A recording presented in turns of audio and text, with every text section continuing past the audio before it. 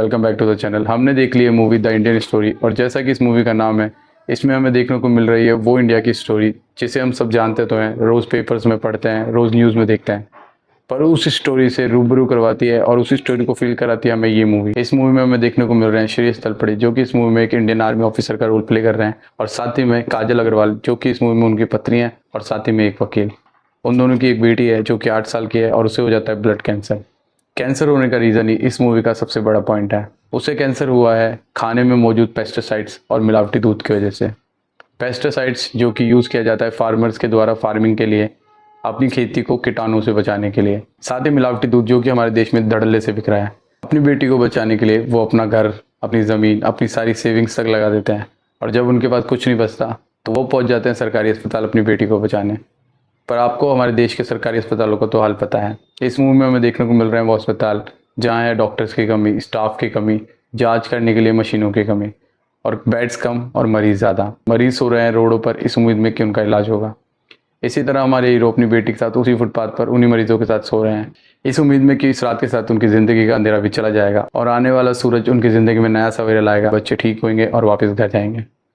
सुबह होती है, पिता उठता है, पर उसकी बच्ची नहीं। कैंसर ने उसकी बेटी की जान ले ली थी। ऐसे कई गरीब है जो कि अपनों को खो देते हैं रोडों पर इसी तरह बिना इलाज मिले। अपनी मरी हुई बेटी को न्याय दिलाने के लिए और हिंदुस्तान के आने वाले बच्चों के साथ ऐसा ना हो जो उनकी बेटी के साथ हुआ, उसी के लिए वो दोनों पहुंच जाते हैं कोर्ट। काजल अग्रवाल करती है केस उन सभी बड़ी पेस्टिसाइड कंपनी के ऊपर जो कि पेस्टिसाइड्स के नाम पर जहर बेच रही है।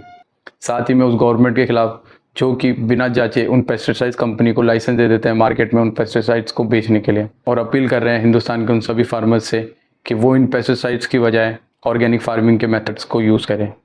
यही सब चीज़ें इस मूवी में हमें देखने को मिलेगी। अब बात कर लेते हैं मूवी के कुछ वीक पॉइंट्स की।